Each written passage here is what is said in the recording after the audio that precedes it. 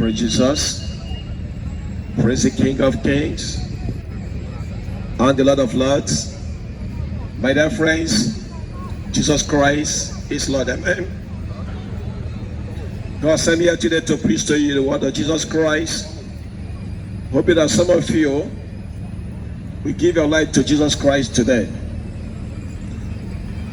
Today's message is worship. Worship. I pray God the Holy Spirit to give you understanding and knowledge, that you give your heart, your mind, your ears to God, because this message is a powerful message. Worship.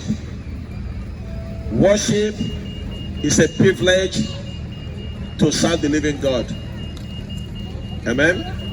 I want you to learn few things today concerning worship. Worship is the ultimate privilege. It is the greatest duty. It is the greatest need. The ultimate privilege, the greatest duty, and the greatest need for you to know, for you to learn, and for you to worship God in spirit and in truth. Ecclesiastes chapter 12 verse 13 says, the end of the matter, all has been heard. Fear God and keep his commandment. For this is the duty of a whole man. Why?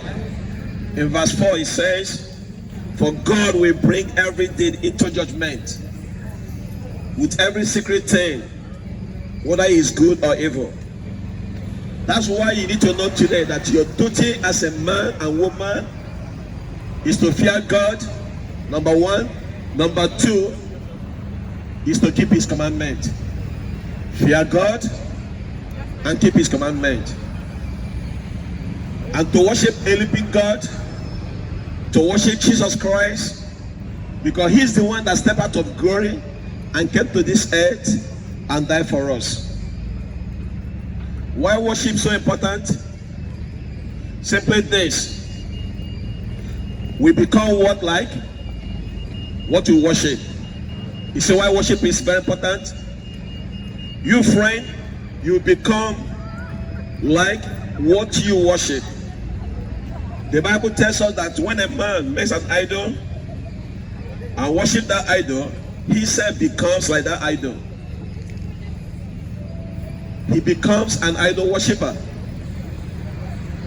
But the Bible tells us that when we worship the Lord Jesus Christ and behold his face as though we are looking in a mirror, rather than looking at ourselves, we see Jesus Christ, and then we can change into the same image, from one glory to another glory, from one glory to another glory. When you look unto Jesus Christ, who is the author and finisher of our faith, put it down, put it straight, put it simple. We could be better off today worship a true God than worship something else. You are created to worship God. Whether you know it or not, whether you believe it or not, you are worshiping one thing right now.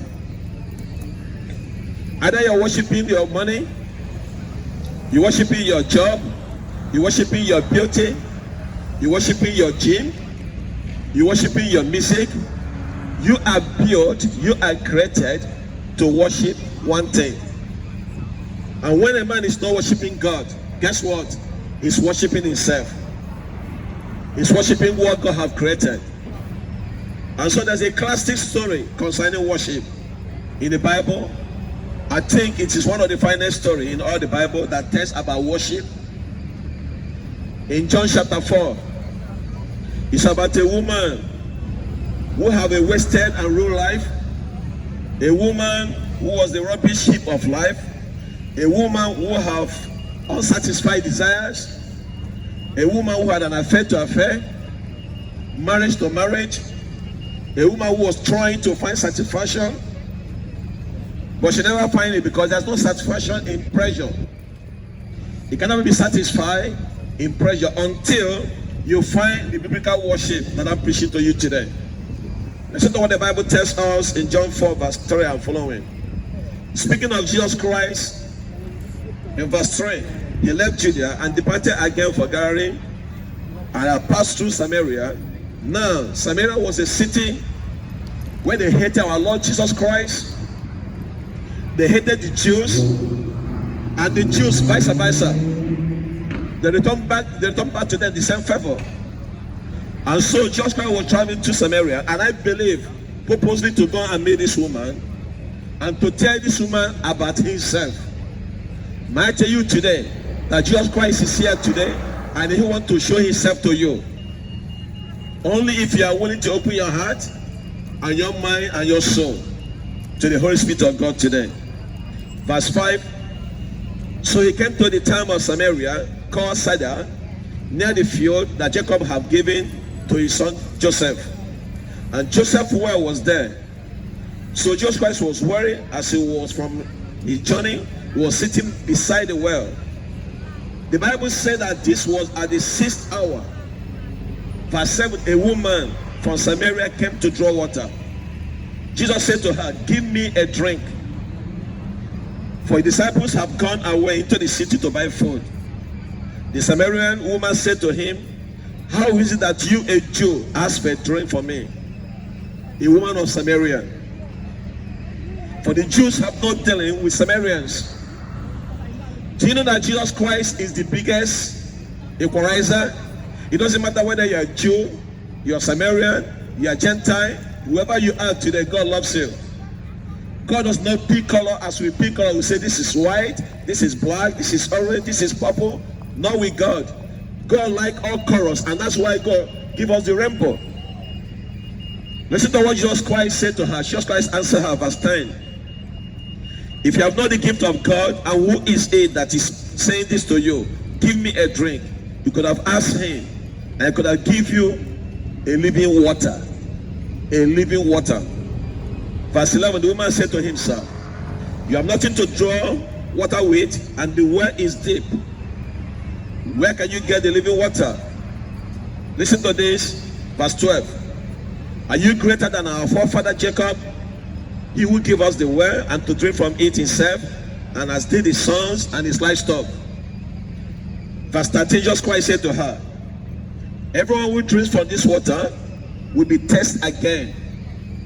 Everyone who drinks from this water will be thirsty again. Today, many people today going around drinking, and they're still thirsty again. Even though they have hangover last night, they still wake up, they want to go and drink more. You can never find satisfaction in the things of this world.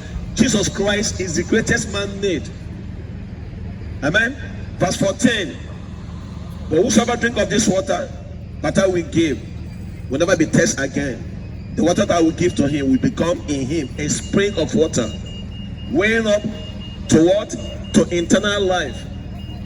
Living water. God wants to give it to you today.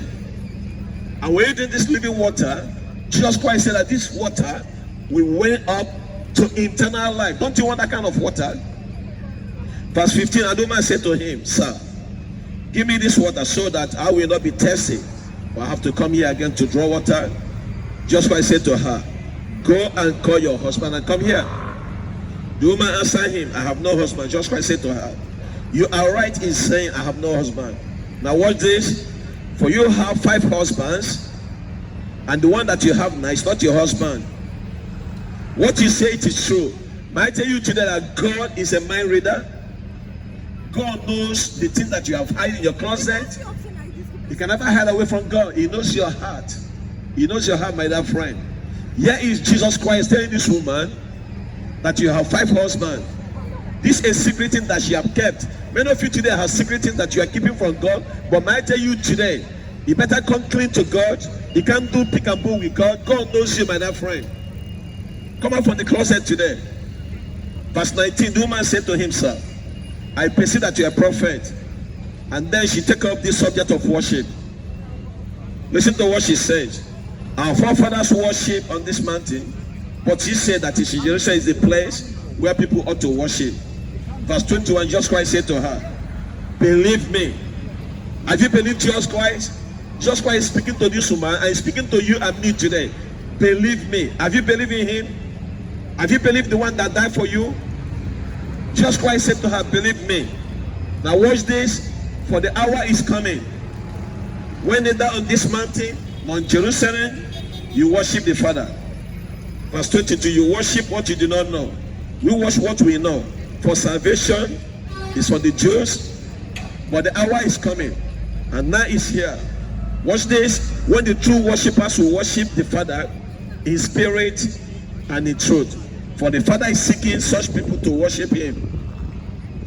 Verse 24, God is spirit, and those who worship him must worship him in what? In spirit and in truth. Now again, let me remind you that worship is the ultimate privilege, the greatest duty, and the deepest need for you. You know what is wrong here today in UK and around the world? We don't have two worshippers. On Sunday, I come here every Sunday. This place is packed with people buying and selling. Most of them don't even go to church. They worship the things they buy. They worship the things they eat. They worship the things they drink. But I tell you today that God is seeking true worshippers, and those who are going to worship him in spirit and in truth, because God is a spirit. The churches today is empty. Even when it's busy, most people focus on the money. It's more like a more man-centered than less God-centered. So we are less theology and we have more meology. It's all about me, self-esteem, self-fulfillment, and self-love. Friend, let me tell you this, that UK today, what we need is to worship the true living God, Jesus Christ. Today, have UK today, people are worshiping themselves, other than worshiping God. Self-centered, other than God-centered. And that's the reason many people today are so miserable. Like this woman, she was a self-centered woman. She was a miserable woman. Why? Because she don't understand what true worship is. Listen to Brother Kingsley. You can never understand what you intend to do, what you are called to do in this life. You can never find true joy. You can never know what true fulfillment is. You can never understand what true life is all about until you learn to worship God. I repeat, until you learn to worship God. You can never understand what life is. You are walking around, you have existence, but you don't know what life is until you find Jesus Christ. And I say this without no hesitation, no equivocation, no stammerer, no doubt, and no apology. When I say this, I say that you can never understand life. You will never find fulfillment in this life. You will never find true joy in this life until you learn to worship the living God, until you learn to worship Jesus Christ. Believe me, my dear friend, I'm telling you the truth. That's why God created you to worship him. You are created to worship Jesus, and we are not worshiping him. May I say to you today, what a shame. What a shame. If a man or woman is not worshiping his creator. Because when you're not worshiping it, when you're worshiping God, you are worshiping yourself. You see, God made fish to swim in the sea. God made birds to fly in the air. God made you to worship him. Now you can take a fish and put him in a tray. It's an unhappy fish. You can take a bird and put that bird under the water. It's a miserable bird. You can take a man, and that man failed to worship God. That man is a miserable man. That man can never find understanding of life. That man can never find joy of life. That man can never find true fulfillment until that man learned to worship Jesus Christ. Because you see, you are created. The first thing you are created to do is to worship God. And when you are not worshiping God, it's like a pen that was supposed to write, and that pen is not writing. What is the point? And many pens today don't write. My dear friend, it doesn't matter what your education is. It doesn't matter your status is, your level is in the society. If you are not worshiping God, you, my friend, you are a failure. And I say this without any apology. If you're offended, when I finish preaching, come to me, apologize to me, and I will forgive you. Because my dear friend, you are created. You are created to serve the living God. It is a privilege to serve Jesus Christ. And when you're not serving Him, you, my friend, you're a failure. You see, friend, you are created to worship God. You are created to serve God. Apostle Paul said, Acts of Apostles chapter 17, speaking to those Athenians who are so ignorant, worshiping, he said, don't you understand that the true God that you must worship? And then Apostle Paul said this, for in Him we live.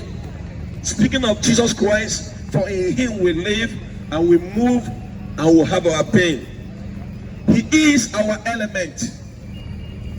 Just as the water is the element of the fish, just as the air is the element of the bird, God is the element of a human being. You can't breathe without Jesus Christ. You cannot breathe without Jesus Christ. The air that you have in your lungs right now, God giving it to you. When God removes from you, my dear friend, you are kaput. You are finito, you are finished. The Bible said the body without spirit is dead. So you are created to worship Jesus Christ. If you are not worshiping Him, you are a failure, my dear friend. You cannot pray without Him. In Him we live, we move, and we have our being. Until you learn to worship Him, not just to know about Him, but to know Him. To know Him is to love Him. To love is to worship Him. And to worship is a friendship and it's a relationship. Or you will be like a bird in the water, or you will be like a fish in the tree. Listen, friend, it is for your welfare for you to give God the glory. You are created to worship Him. That's why you are created, is to worship Jesus Christ. And I want you to pay attention to this message for what I have to say. And I want you to learn the importance of worship. The importance of worship. Here is this woman. There was this woman. I mean, you have so many. You must have feel sorry for her, by the way. For this woman have been blindfolded by the Satan, like many people today who are the false religion, who are worshiping the false gods, who are not worshiping true God, Jesus Christ. You see, Satan has blindfolded her and promised a lot of things. But she have gone from one husband, from one affair to another. She just burned out her life. Her life was a moment of Satan lies. Devil tell lies, my dear friend. And she became a slave to sin, an instrument of evil to serve sin. Now she's like a feather flower thrown away in the rubbish bin. She has become a dirty playing team for dirty men. Like so many people today, this woman married 5 times. Maybe today, that kind of woman will give her a reality show and will give her a award for having five husbands. She has been blinded by the devil. She has been broken by sorrow. She has been discarded by life. Her life was filled of emptiness and disappointment. That's the reason she come out to fetch water. The Bible says in the middle of the day, when other women are not there. Because why? Her life is like a throwaway. Many people must have gossip about her. Like today, if you're not in a straight path, people will gossip about you, just like this woman. But she don't want to be seen, and she was like a social outcast. She's been bound by sin. She tired. She tried religion. She knew the religion, but she wanted to talk about religion. But she don't even know what she wants to talk about with God. Just like I said to her, you worship what you don't even know. You see, Like our religion, it's all about works, it's all about doing things. Like many religions here today in UK and around the world. They had a form of godliness, but they denied the power thereof. And so to this woman being blinded by the Satan, this woman being broken, this woman being bound by sin, Jesus Christ taught her what we need to learn today. A lesson for today. The wonder of worship, and the one to worship and to worship only one true God, Jesus Christ. And the true worshippers must worship God in spirit and in truth. For God is a spirit, and for God is true. And so we need to learn three things I find in this chapter, John chapter 4. First of all, we must learn the meaning of true worship. The true meaning of worship. John chapter 4 verse 22. Jesus Christ said to this man, you worship what you do not know. So there are people today who worship what they don't know. It is a vain worship. Vanity upon vanity, it is vanity.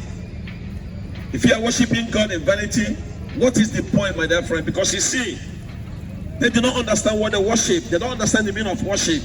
Just like this woman, their worship is in vain. And they worship God in nothing. Because God cannot guarantee you, and God can never appreciate a vain worship. A vain worship means you doing things on your own. Friend, worship, salvation is by the grace of God, not of works. Amen. For example, there's adulterous worship today. There's a lot of modern worship, adultery. But listen what the Bible says here in Exodus chapter 34 verse 14. For you shall worship no other God. Why? For God, whose name is jealous. He's a jealous God. Have you ever thought about God's name is being jealous? That's one of the names of God. You say, I never thought that jealous you thought that jealous is a bad attribute. That's for me and for you, but not for God. Why? Because there's many human beings, but there's only one God. Amen. There's only one God, Jesus Christ, who we are called to serve. Amen. I mean, put it in this way: no artist can be jealous of another artist. No singer can be jealous of another singer. No preacher can be jealous of another preacher, because there are a lot of preachers, there are a lot of artists, there's a lot of singers, but there's only one God. One and only God, and his name is a jealous God. He's jealous. God says that I will not give my glory unto another. Now, what is idol worship? It is something that you love more, fear more, enjoy more, praise more, spend time more on it, and serve it more than Jehovah God. It's to you an idol. Many of you today worship your mobile phone. Many of you today worship your job. Many of you today worship your car. Jesus Christ said, no man can serve two masters. Some people today that have made God of themselves, they call themselves self-made man. When a man said, I'm self-made, you know what that man is saying? I worship myself. That's adultery. That's adultery worship. That's insecure worship. Jesus Christ said, Matthew 15 verse 9. In vain do they worship me. These people honors me with their lips, but their heart is far from me.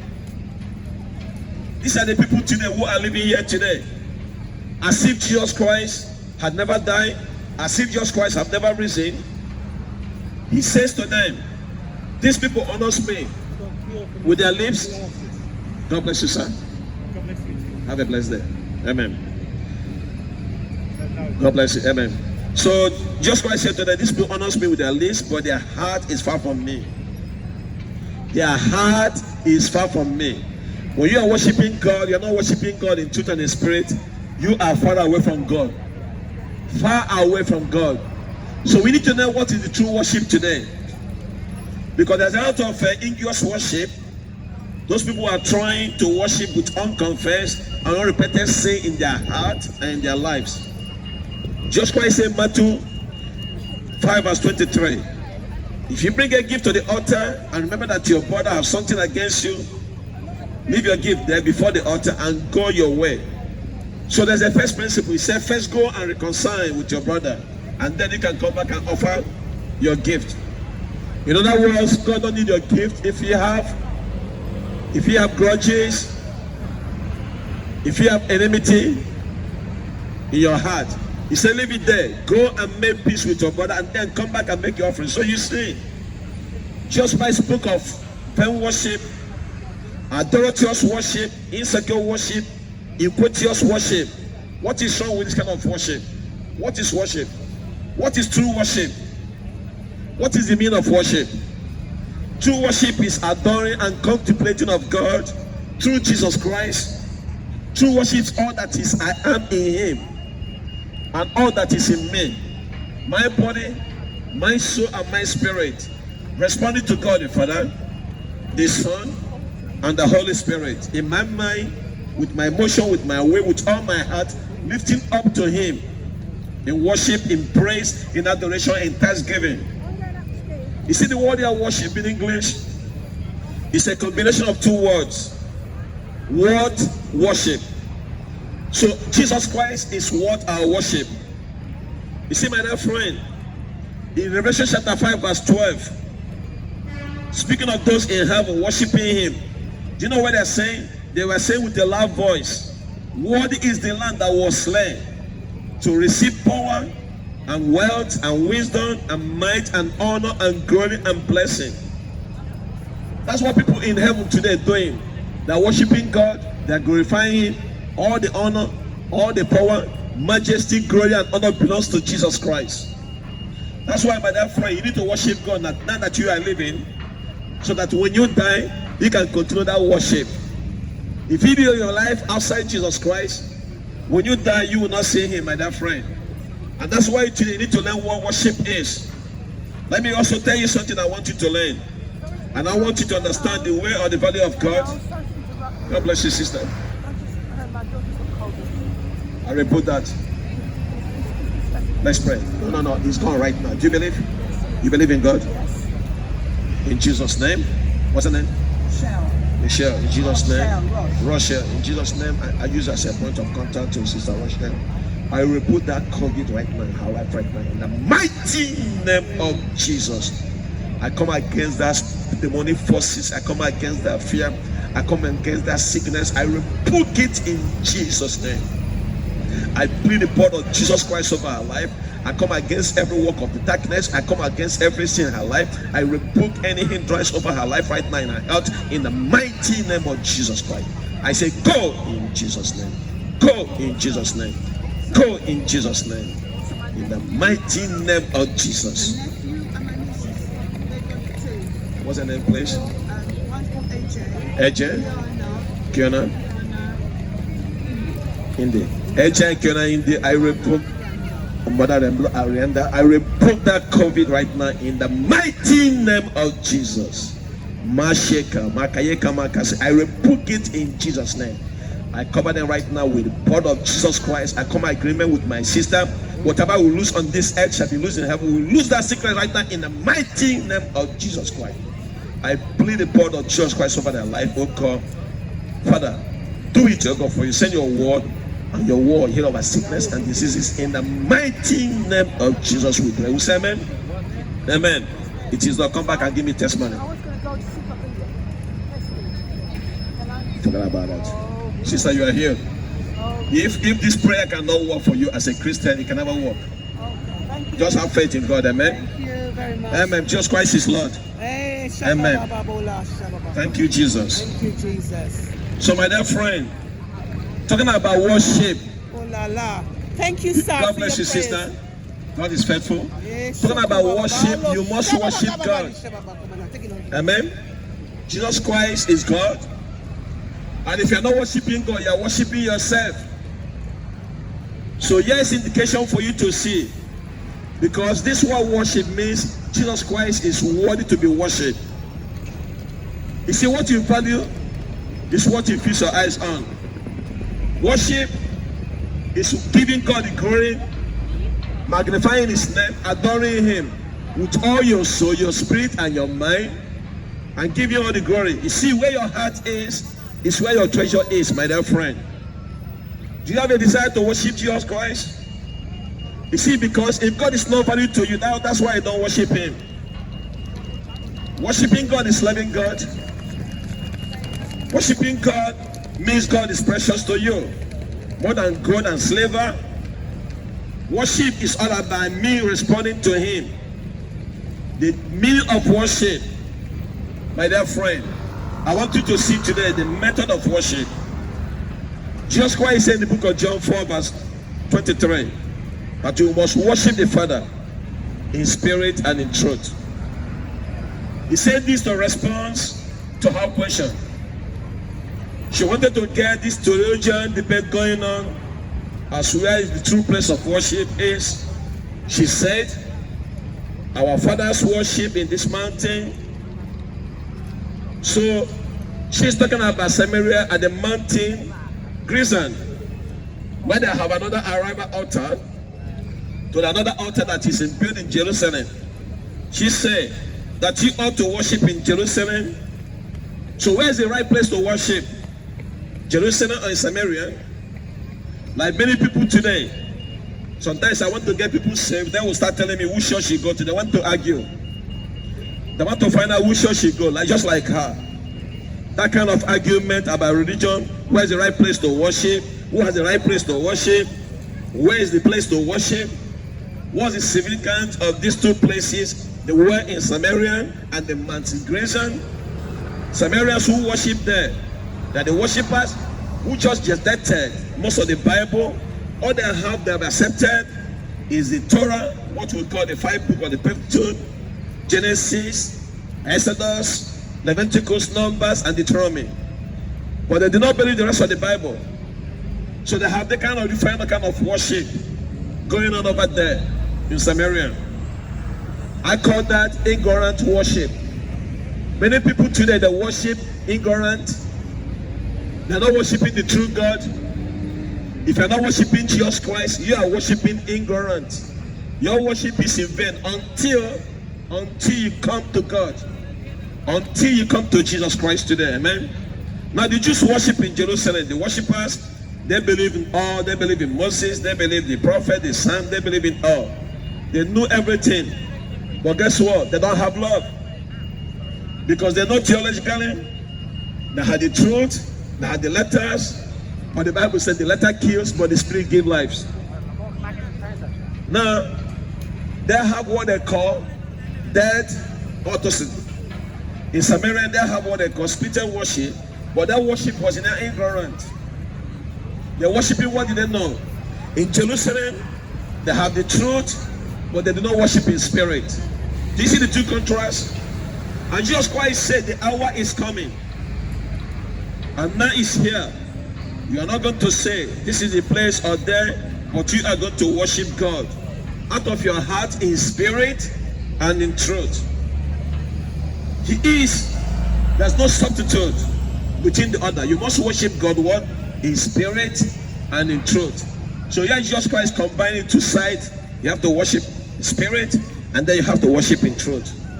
In Samaria, they are spiritual worship, but they worship in ignorance. In Jerusalem, they worship, they know the truth, but then again, they don't have the love. So yeah, just why bringing the two together. So just why he's saying here right now that you must worship God in truth and in spirit. What is the meaning of worship? Here is it. In order for you to worship truly, you must be regenerated. Regenerated by the Father. You must be regenerated by the Father. Just Christ said, you have to worship the Father. Now, how does God become a father? When you are born into the family of Jesus Christ, then God will become your father. Amen. God is called a father. God is not like a father. God is a father. That's God's description. He is a father. And how does God come to be your father? Jesus Christ said you must be born again. And when you are born again, you are born into the family of God. And God will not only be family to you, be married to you, but God will be God for you. He loves you. He cares for you. He transforms you from inside out. God bless you, brother. Come and tell this, brother, before you go. So I want you today to know that God loves you. It's a calendar. Oh, God bless you. Yeah. So, my dear friend, I want you today to come to Jesus Christ because Jesus Christ said, Brother, it's free, brother. It's free. Romania, you mean? Romania Bible? Romania? Yeah. Yes, I have Romania Bible. Thank you very much. God bless you, sir. Have a blessed day. Merry Christmas, eh? God bless you. Amen. Tomorrow, Romania. Oh, tomorrow, I pray that you have safe journey, okay? Amen. God bless you. Are we going to pause this one, the tongue one? Tongue yet? Not yet. Not yet, no. Not yet. Yeah. Very soon, yeah. I'll keep you for you. Okay, don't worry. God bless you. So, my dear friend, just Christ said in the book of John 8, verse 44 to the Pharisees who worship at Jerusalem, you are of your father the devil, and the way you will do. Your father desires. So, how can God be your father? Just like said John 1 verse 11. Even when he came to his own people did not receive him. Now watch this verse 12. But to all who receive him, who believe in his name, he gave them the right to be called the children of God. Children of God, who have been born, not of blood, not of the will of flesh, not of the will of man, but of God. That's how you can be born into the family of God.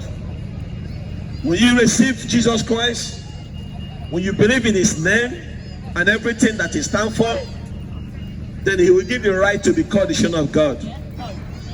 Not of man, not of blood, not of the will, not of the flesh, but of God. And that's why, my dear friend, there's only one way that you can go and see God the Father. Jesus Christ is the way, the truth, and the life. No one can go to the God the Father except through him. That's why he says, except by me. Only through Jesus Christ that you can be born into the family of God. Only through Jesus Christ that you can go in heaven to see the Father. So, my dear friend, the word of God today being so into your heart that you can be saved. The question, have you believed the message I'm preaching to you today?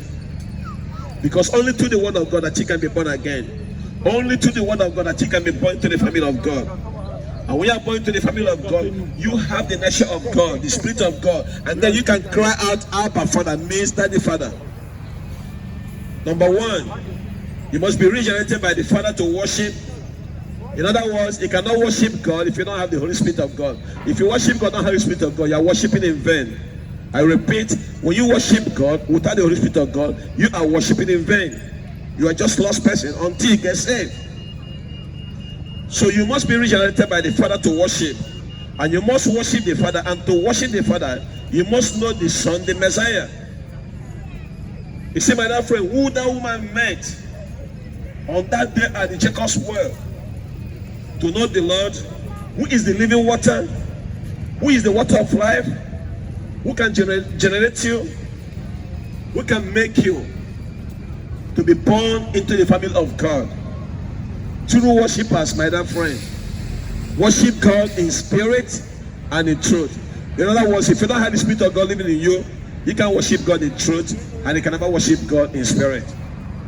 And that's why you need to be born again. You need to be born into the family of God. The question here is this: do you know the Father? Can you say right now to you that you know the Father? Have you born into the family of God? Have you received the new birth? Can you bow down your head and pray and say, just as I pray to that woman, I pray for our sister, I pray for the mother and for the two of friends to be cured by COVID, and I believe by faith they have cured? Can you actually say, God, you make a prayer and God accept your prayer? Because the Bible tells me God never listens to a sinner. In fact, when a sinner prays to God, it makes God angry even the more. So, my dear friend, until you worship the true God, until you can worship God in spirit, God is a spirit, and in truth, and for God is truth. Only then that you can know that your prayers can be answered.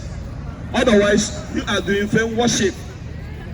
Number two, you must be activated by the Spirit. Jesus Christ said, worship the Father. How? In spirit and in truth. Now it is necessary that you must be born again. You must also be filled with the Holy Spirit. The Bible says in Ephesians chapter 5 verse 18, watch this, don't get drunk with wine, for that is debauchery. Now listen to this, but be filled with the Spirit. with the Spirit of God. And then when you are filled with the Spirit of God, here is the result. Number one, you sing in hymns, you sing psalms, songs, spiritual songs, speaking in tongues, making melody to Lord in your heart, not in Jerusalem, not in Samaria, but in your heart. In your heart, and that's why the Holy Spirit of God dwells. It is the Holy Spirit of God that generates your worship. Again, let me say this. If you have no desire to worship, if you have no desire to worship God, you are not saved. You are not saved. You need to get saved today, because you can never worship in spirit until you have the Spirit of God in you. The Bible says in Galatians chapter 4 verse 6, God has sent the Spirit of His Son into our heart, crying out, Abba, Father. You must praise Him. It is one that has spiritual birth. A believer have the desire to worship God. You see, friend, as I want to bring message to close, to worship God is to love Him. To love Him is to have fellowship with Him. To have fellowship with Him is a relationship with Him. And a relationship with Him is a friendship with Him. And when you worship God, two things must happen. You worship God in spirit, number one, and in truth, number two. You say, Brother Kingsley, how can I be filled with the Holy Spirit? Well, good question. You can be filled with the Holy Spirit of God through the Word of God, that you can be born again. The word I'm preaching to you today. If you believe in your heart right now, Jesus Christ came in the flesh and died for you, and died for us for our sins, and that He was buried, and the third day was risen again, according to the Scriptures. If you believe it in your heart, the Bible says you shall be saved. When you are saved, God sends the Holy Spirit of God. He seals you like a good package. You know the Christmas package you will have? He seals you.